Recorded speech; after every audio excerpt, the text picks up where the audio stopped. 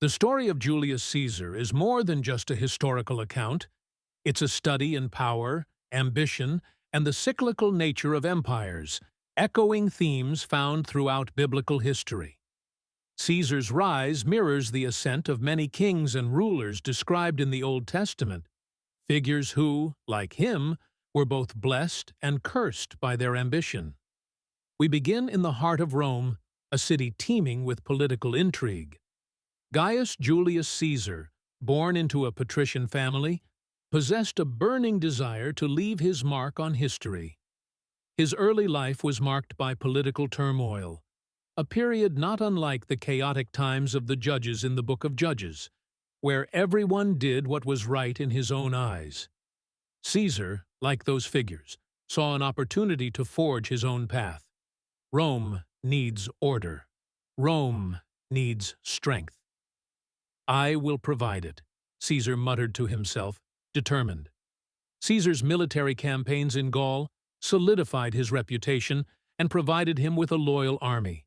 This conquest can be compared to King David's expansion of Israel, bringing both wealth and power back to Rome. However, as the Bible warns in Proverbs 16:18, pride goes before destruction, and a haughty spirit before a fall. Caesar's growing ambition began to alienate his political rivals.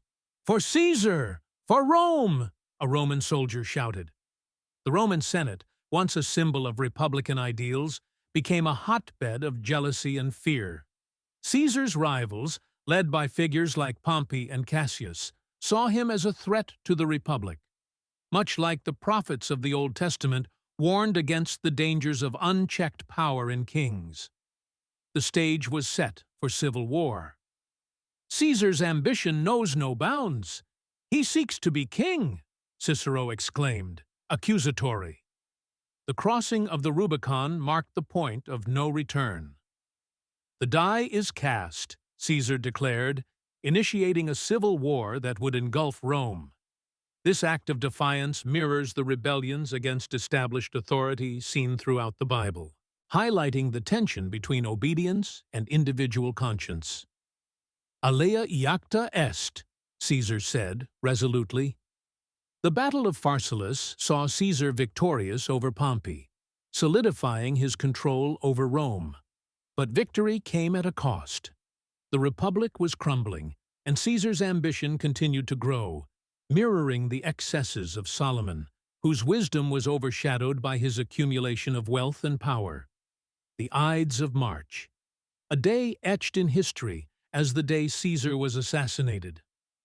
Betrayed by those he trusted, Caesar fell victim to the very ambition that propelled him to greatness.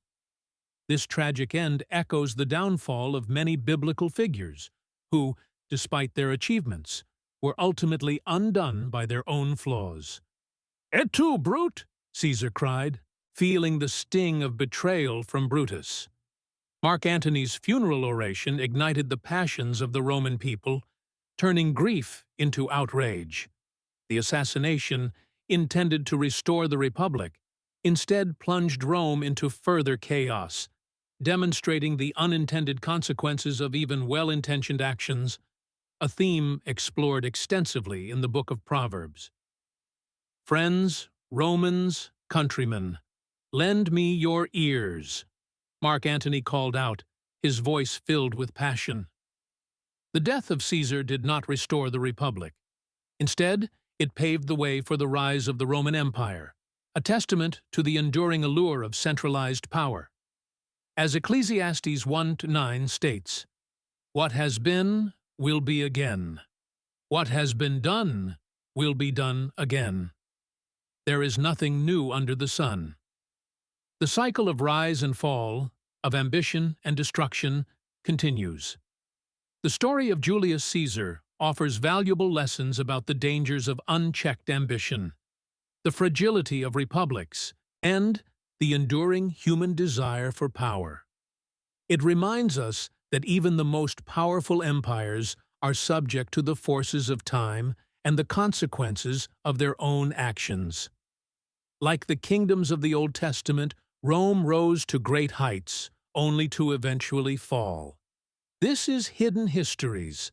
Like, share, and subscribe for more biblical mysteries, ancient truths, and forbidden knowledge, revealed daily.